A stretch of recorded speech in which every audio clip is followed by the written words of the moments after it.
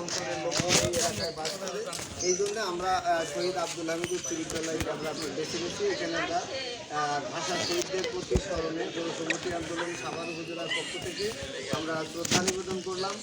আর সবচেয়ে বড় পাওয়া হইতেছে জনসংহতি আন্দোলনের প্রধান সমন্বয়কারী জননেতা জনায়েত সাকিব মানুষ এবং খেটে খাওয়া মানুষের নিপীড়িত মানুষের পক্ষে রাজনীতি করেছে। 5ই আগস্টের পরবর্তীতে আপনারা জানেন যে সেনাবাহিনীর গাড়িতে যদি জনায়েত সাকিব ওই দিন বক্তব্য না দিত তাহলে যে 2000 লোক মারা গেছে সেখানে কমপক্ষে আরও 10,000 লোক মারা যেতে পারত।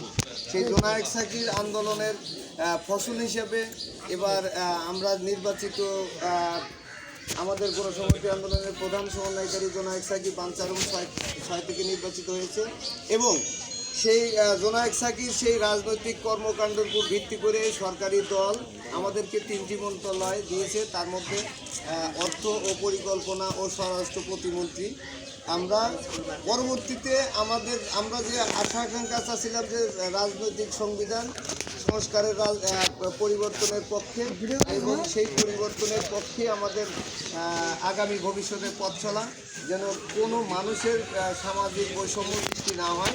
আমরা সকল মানুষ যেন এক কাতারে দাঁড়িয়ে একই জায়গায়, যেমন ঈদের নামাজ পড়লে যেমন সকল হিন্দু বৌদ্ধ খ্রিস্টান যারা একই কাতারে দাঁড়ায়, আমরা যেন এই দেশটা নতুন আকারে তৈরি করতে পারি এবং এই জুলাই অভ্যর্থনের শহীদের রক্তের উপর দাঁড়িয়ে যে সরকার ক্ষমতায় আছে আমরা যেন শহীদের এই শহীদি মর্যাদা এবং যারা পুঙ্গত্ব বরণ করেছে তাদের পুঙ্গত্ব হানি অঙ্গহানি, যারা নিহত হয়েছে আহত হয়েছে তাদের জন্য আমরা সর্বোপরি তাদের পাশে থেকে আমরা কাজ করতে পারি, এই প্রত্যাশা আমরা করি।